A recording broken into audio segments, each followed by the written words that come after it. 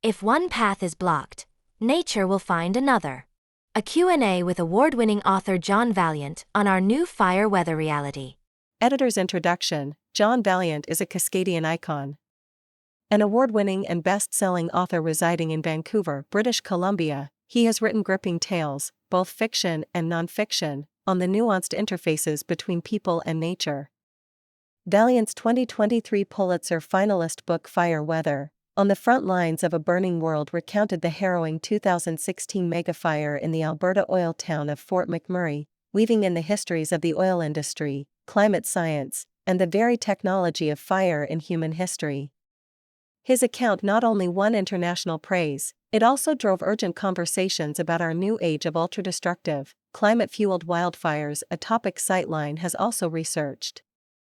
Below, John Vaillant shares his reflections on developments since publishing Fire Weather, answering questions from Sightline researchers. It's been a little over 2 years since you published Fire Weather, in other words, countless wildfires later and already well into a third fire season in Cascadia. Which wildfire stories have you followed most closely since? Or which have followed you? The Los Angeles fires this past January were a signal event that forced 21st-century wildland-urban interface fire and urban conflagration into the international consciousness with a new urgency. The size and speed of it, combined with the scale of the evacuation, about 200,000 people, the structure loss, 16,000 plus, the cost, likely over $100 billion when all is said and done, and the death toll, 30, shocked the nation. I happened to be in Orange Country when those fires broke out, and I did more media interviews than I've ever done in my life. Those fires, as intense and destructive as they were out of season, implying that there is no longer a fixed fire season, but rather fire weather, which can now occur almost any time. See the hundreds of fires that burned across the Northeast last November. That said, it's summertime now, and huge, stubborn fires are wreaking havoc in the heart of Canada and across the American West. Particularly intense fires, burning in record-breaking temperatures, have been destroying property and also causing fatalities across the eastern Mediterranean.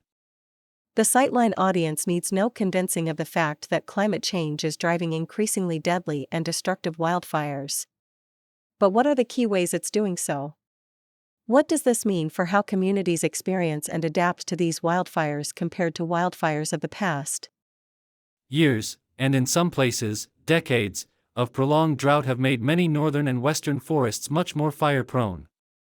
Milder winters, elevated summer heat, and year-round drought conditions have also enabled a variety of insects to kill or weaken vast swathes of forest, increasing flammability and transforming historic carbon sinks, like Canada's boreal forest, into net carbon emitters.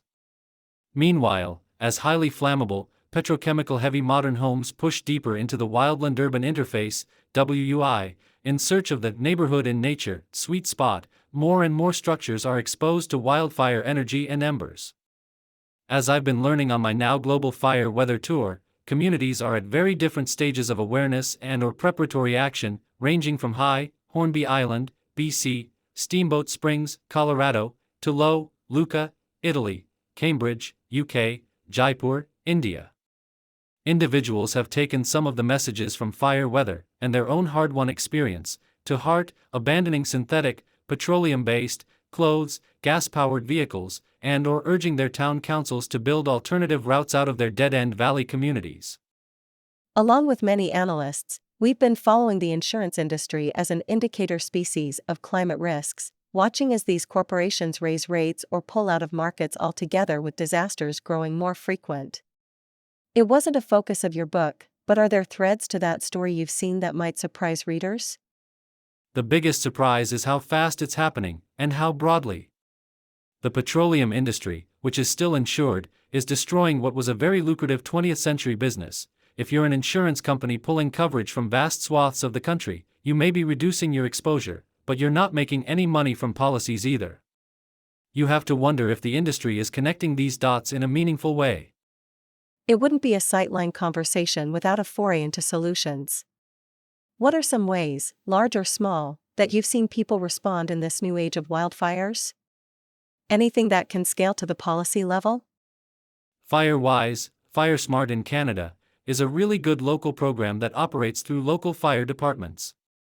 I think every local solution, from yard planting choices, to external sprinklers, to alternate escape routes, to fire preparedness guides can be scaled to policy level. What makes this hard and slow is that it requires a shift in consciousness, and these, like attitudes toward littering, smoking, conservation, are generational projects. You began your writing career as a journalist. Sightline developed a short guide to help media make the wildfire climate connection for audiences, but is there further guidance you would offer to those reporting on wildfires today? I think the new generation of climate/weather/fire journos are very well educated and generally up to speed. There is so much good work, good science, and good folk out there. But it can be crushing, and that's where it's really important to keep an eye on the solar, battery, and EV industries outside the US. They are proceeding at a gallop and changing the world of energy and emissions in the process. It appears that China is on the brink of a CO2 decline, a historic milestone for our civilization. In terms of self-care, make a point of spending a portion of your day in love and beauty. If those are lacking, seek them out, or create them. We live in a multi-strand, multi-dimensional reality. Heat, fire, and smoke, as intrusive as they can be, are only one part of a far bigger, more nuanced, and dynamic whole. Nature, and its impulse to flourish, will not be denied. If one path is blocked, it will find another, with or without us.